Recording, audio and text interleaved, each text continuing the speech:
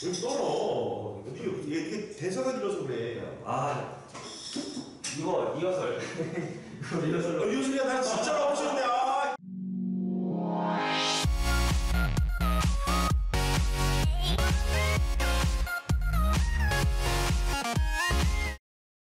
자, 여러분 반갑습니다. UNC 인터내셔널 UNC TV의 임대환입니다.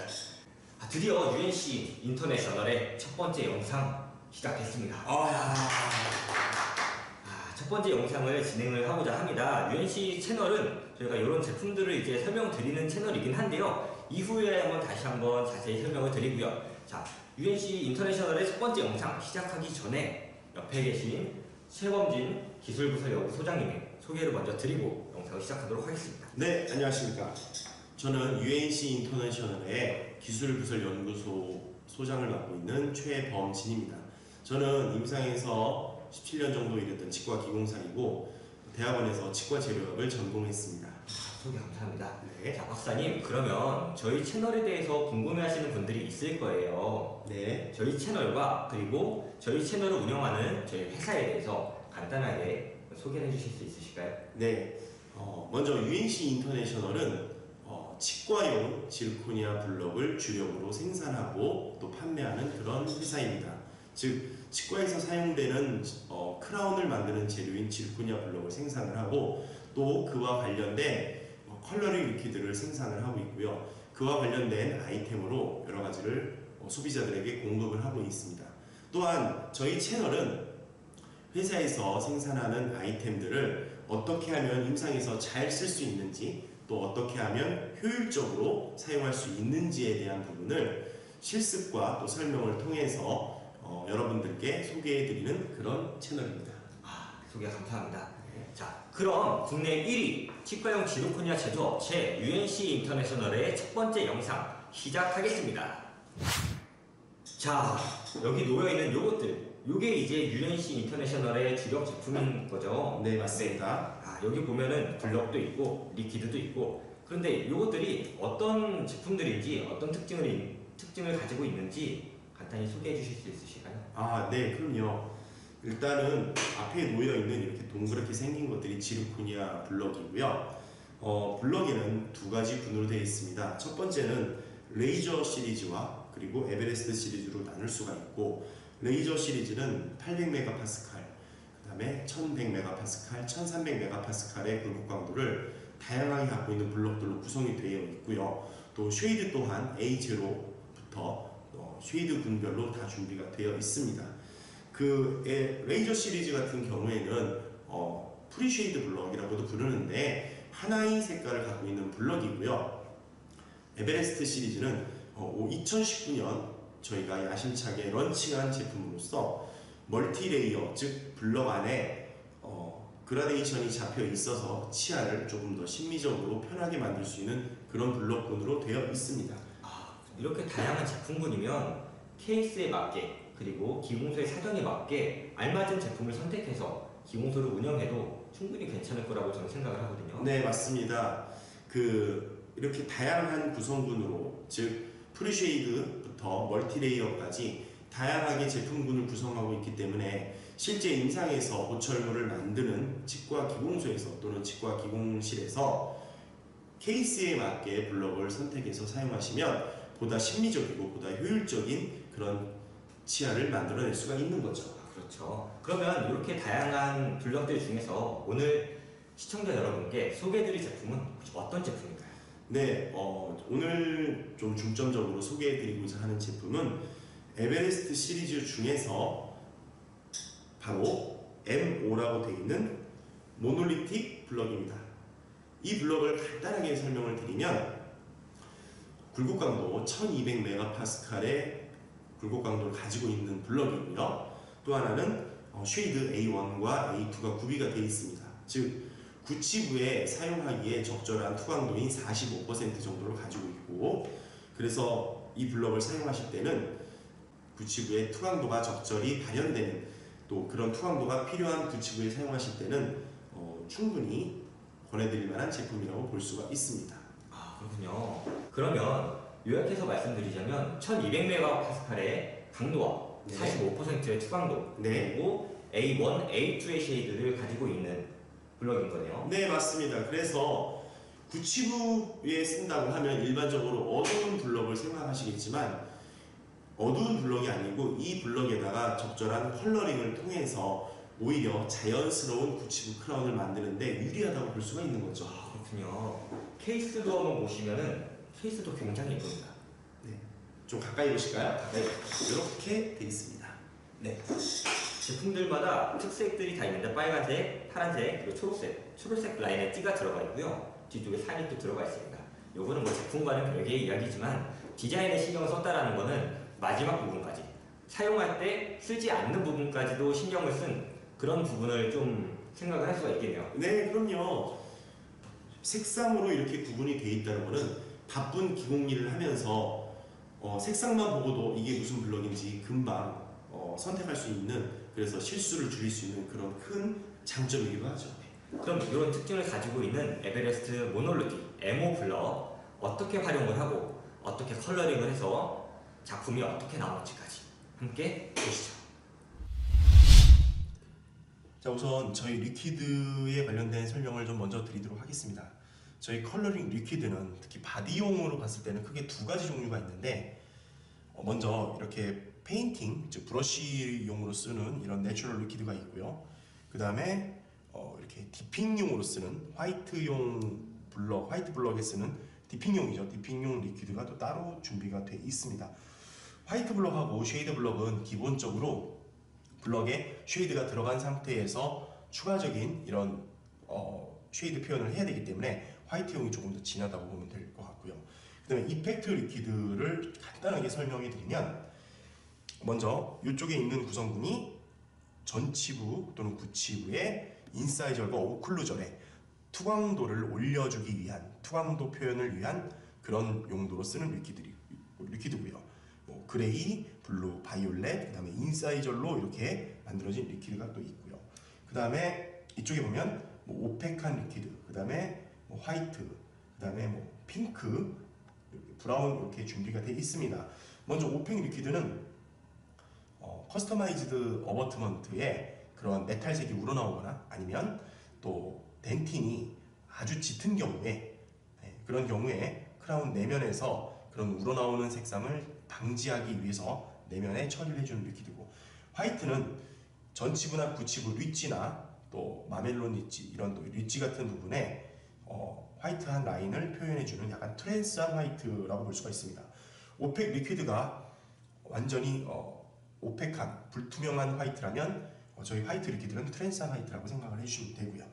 그 다음에 핑크는 보통 이제 요즘에 검 부위, 즉 징지바 부위의 기본적인 색상을 표현해주는 핑크 리퀴드. 그 다음에 브라운은 뭐 구치부나 전치부의 특정 부위, 뭐 피트라든지 그루브 쪽에 조금 더 자연스러운 표현을 해주는 그런 리퀴드로 볼 수가 있습니다. 오늘 제가 이제 하고자 하는 부분은 저희 에베레스트 시리즈 중에서 초록색 띠죠, M5 블럭, 모놀리틱 블럭에다가 지금 준비되어 있는 리퀴드를 가지고 기본적인 과정의 컬러링을 하는 술식을 간단하게 설명해 드리고자 합니다. 자, 먼저 이렇게 밀링된 크라운을 준비해 놨고요. 전치고요. 이렇게 준비가 되어 있습니다. 여기에다가 바디 리퀴드, 그 다음에 이펙트 리퀴드를 적용을 해서, 특히 인사이저 쪽도 적용을 해서 어떻게 하면 조금 더 내추럴한 표현을 할 수 있는지 그 부분을 한번 적용 술식을 설명드리면서 진행하도록 하겠습니다. 먼저 저희가 준비한 블럭은 M5A1 쉐이드 블럭이고요.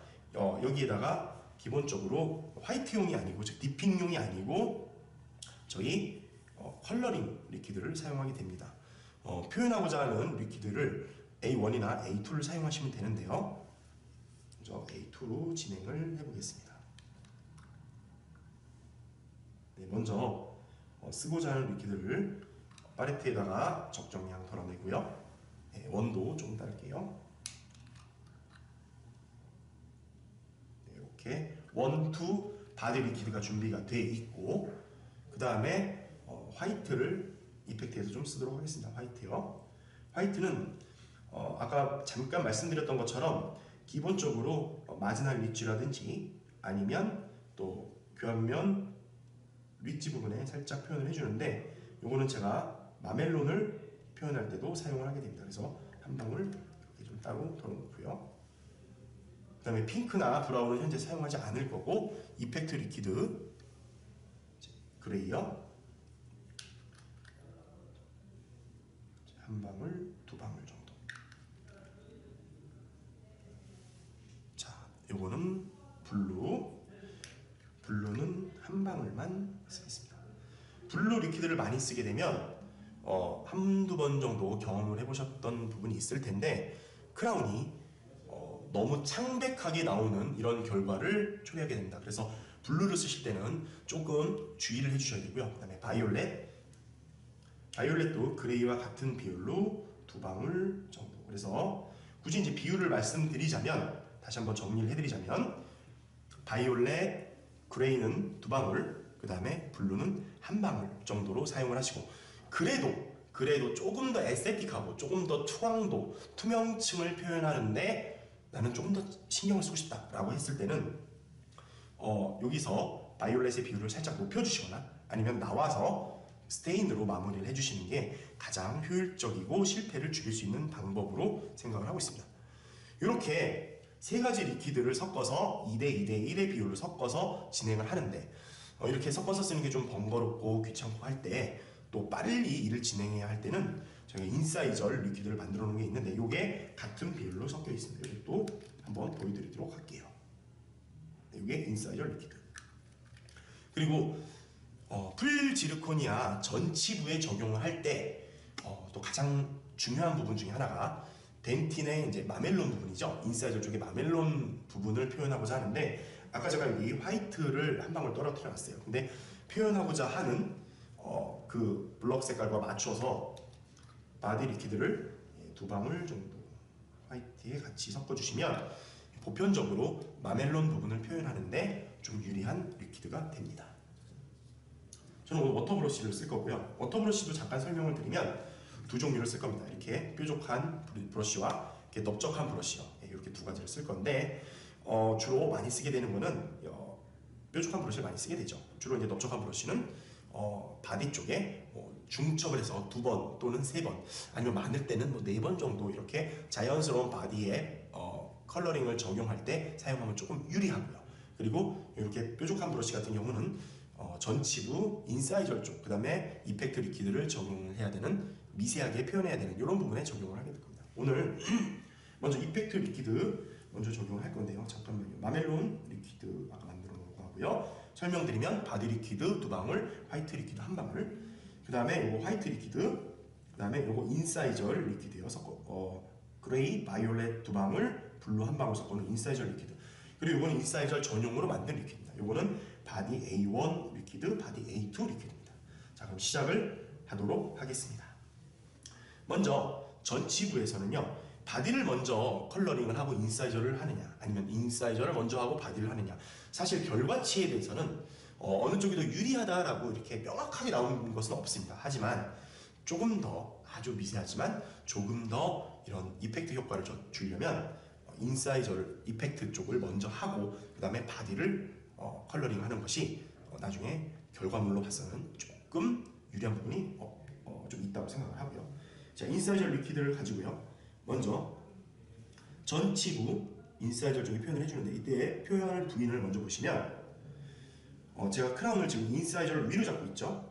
인사이저를 위로 잡은 상태에서 트랜스 부분, 표현하고자 하는 부분을 먼저 표현을 해주게 됩니다. 이렇게 붓끝에 너무 많은 리퀴드를 주지 마시고 인사이저 쪽에서 찍어서 서비클로 내리는 이런 방식으로 해주시면 되는데, 이때 부족한 부분 조금 더. 그 다음에 중요한 부분은 이렇게 라비얼 쪽에 이렇게 리지 부분이 있죠. 그 다음에 링걸 쪽에도 이렇게 마지날 리지라는 게 있습니다. 이게 리지 부분에 가장 튀어나온 부분은 이 인사이저 리퀴드가 침투되지 않게 해주시는 게 좋고요. 역시 적용을 할 때도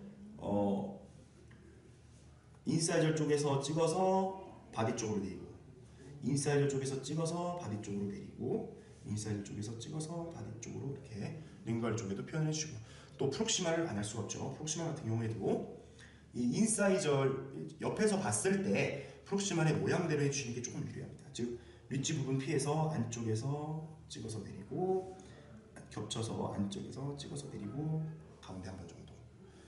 다시 필요한 부분 조금 더 표현을 해준다면 찍어서 내리고, 이런 식으로. 자, 반대쪽도요. 자, 찍어서 내리고, 찍어서 내리고, 그리고 가운데도 한두 번 정도. 이렇게 표현을 했는데, 이 치아는, 내가 표현하고자 하는 치아는 트랜스를 조금 더 주고 싶다라고 하면 바디 리퀴드를 보시고 필요한 부위에 바디에다가 이제 인사이저 쪽에다가 조금 더 리퀴드를 적용을 해주시면 유리하고요. 자, 이렇게 기본적으로 인사이저 리퀴드를 적용을 한 다음에 그 다음에 마멜론을 좀 한번 표현할게요. 마멜론은 바디 리퀴드 2방울, 화이트 리퀴드 1방울을 섞어서 이걸 가지고요. 우리가 표현하고자 하는 마멜론 부위에다가 찍어주시는데 이때는 크라운을 이렇게 뒤집어 잡는 게 조금 더 유리합니다. 그래서 바디 쪽에서 찍어서 빼주시고, 바디 쪽에서 찍어서 빼주시고, 찍어서 빼주시고, 네, 이렇게 인사이저 방향으로 마멜론 표현을 좀 주시면 되고요. 이렇게 조금 더. 그리고 마멜론은 리퀴드를 많이 적용하지 마시고 짧게 그 다음에 소량 적용해 주시는 게 훨씬 더 유리한 것 같습니다. 자, 그 다음에 화이트죠. 화이트는요 대부분의 전치부의 경우에는 이 릿지 부분이죠. 릿지 부분에 자연스럽게 빼주시는데 어디까지? 바디 중간보다 약간 밑에까지 찍어서 릿지 부분이죠. 빼주시면 이렇게 빼주시면 되고요. 그 다음에 링갈 쪽에도 표현해 주실 때 마지널 릿지를 따라서 마지널 릿지 부분이죠. 이렇게 쭉 내려주시면 좋은 결과를 볼 수 있습니다. 이렇게. 그리고 간혹 전치부의 인사이저 쪽이죠. 인사이저 쪽에 자연치에 보면 이렇게 할로우 효과를 좀 주기 위해서 쓰는 경우가 있는데요. 화이트 이렇게 찍어서 쭉 전체적으로 칠하지 마시고요. 톡 부분적으로 이렇게 끊어서, 네, 라비얼 쪽이 아니고요. 링갈 쪽에 아까처럼 톡 이렇게 한두 번 정도 이렇게 지나가 주시면 기본적으로 인사이저 리퀴드는 적용이 다 된 겁니다. 네. 물론 이 방법은 멀티레이어의 바디를 하지 않고 인사이저 쪽이나 오클루저 쪽에 이펙트를 주기 위한 방법하고 거의 대동소이하고요. 자, 이제 바디 쪽을 할게요. 바디 쪽은 이게 프리쉐이드 블럭, 즉 통쉐이드 블럭이다 보니까 그라데이션을 리퀴드에서 잡아야 되는데 주로 치아를 3등분 했을 때 3분의 2 지점에서부터 찍어서 내릴 겁니다. 이렇게 전체적으로 발라주고 그 다음에 그 3분의 2 지점과 끝선과 또 4등분을 하는 거죠. 4등분해서 4분의 3 부위, 2분의 1 부위 이렇게 진행을 할게요. 자, 먼저 납작한 붓에다가 찍어서 그냥 쭉 아래로 훑어주시면 됩니다. 이렇게요. 그냥 슬라이드 터치로 부드럽게 내려주시면 되고요. 예, 리퀴드 간에 이렇게 중첩은 많이 시키실 필요가 없는데 이 얇은 브러쉬를 썼을 때는 시간도 많이 걸리게 되고 또 이렇게 리퀴드가 많이 불필요하게 중첩되거나 아니면 이렇게 나중에 나왔을 때 균일한 그라데이션을 얻는데 조금 불리한 면이 있어요. 그래서 가급적이면 넓적한 붓으로 촥촥 넓게 해주시는 게 또 하나의 포인트라고 볼 수가 있고요. 이렇게 적용이 되고 그 다음에 이 적용된 부위와 서비컬에 이제 이거를 4등분을 하는 거죠. 4등분해서 4분의 3 부위부터 내려주시고 이렇게 내려주시고 프록시말 쪽도 적용을 해주시고 이렇게 크라운을 돌려가면서 적용을 해주시면 됩니다. 이렇게. 네, 의외로 컬러링을 복잡하게 생각하시는 분들이 좀 있는데 그렇게 복잡한 부분은 아니고요.